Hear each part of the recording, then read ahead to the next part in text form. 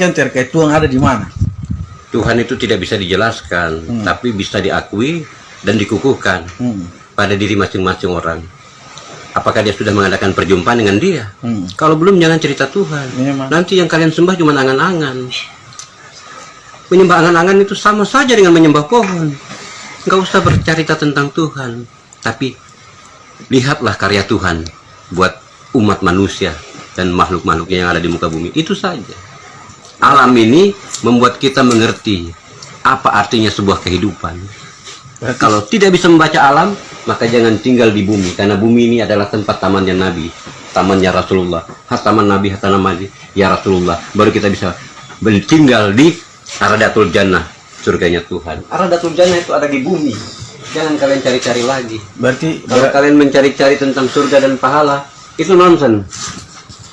Tapi nikmatilah hidup ini, karena yang nikmat itu pasti mati dan memutuskan rasa. Setiap nikmat pasti, kata dasarnya mati, menikmati. Nah, itu. Yang enak-enak itu pasti mati. Berarti akhiran kata dari menikmati itu mati. Mati. Kalau belum pernah merasakan mati, jangan cerita tentang hidup. Kalau mau hidup, mati dulu. Berarti saya perlu mencari tahu tentang keberadaan Tuhan. Tuhan tidak perlu dicari. Betul. Dalam setiap sendi-sendi kehidupan manusia, Tuhan sudah selalu ada. Tanpa Tuhan maka tidak ada kehidupan. Karena Tuhan adalah sumber kehidupan, dan Tuhan adalah sumber kebenaran, Tuhan adalah sumber kekuatan. Tanpa Tuhan tidak ada kekuatan. Seluruh nabi-nabi juga punya kekuatan dari Tuhan. Kalau, hei Musa, belahkan tongkatmu ke laut itu, maka laut itu akan terbelah. Bukan tongkat Musanya, tapi kuasa Tuhannya.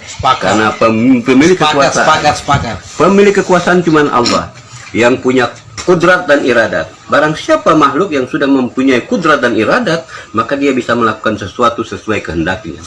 Dia punya kuasa dan dia punya kehendak. Apapun yang dia kehendaki terjadi, maka terjadilah. Kalau itu sudah dimiliki oleh insan-insan manusia yang suci, nah kalau di zaman sekarang sangat sulit. Walaupun kiai, ulama-ulama besar juga sulit mendapatkan itu, karena mereka sudah terpengaruhi oleh berbagai macam teknologi, ya kan? Mereka sudah tidak bisa membaca lagi tentang keadaan alam ini. Kalau dulu tanpa teknologi, bintang sudah menjadi mata pelajaran buat mereka. Pasang surutnya air laut sudah bisa menentukan. Panas teriknya musim hujan atau segala macam, itu bisa ditentukan dari pasang surutnya air laut. Tidak perlu lagi mereka membuka aritmatika atau fisika segala macam. Kepastian ada dalam dirinya dan Tuhan. Siapa yang mengenal Tuhan, maka dia akan memiliki kepastian hidupnya. Tanpa mengenal Tuhan, tidak akan pernah. Dan Tuhan itu siapa sebenarnya? Cari tahu itu Tuhan itu siapa. Kalau kamu bisa bertemu dengan Tuhan, maka selesailah riwayat. Tidak ada lagi kitab-kitab yang akan dimunculkan dalam dirimu.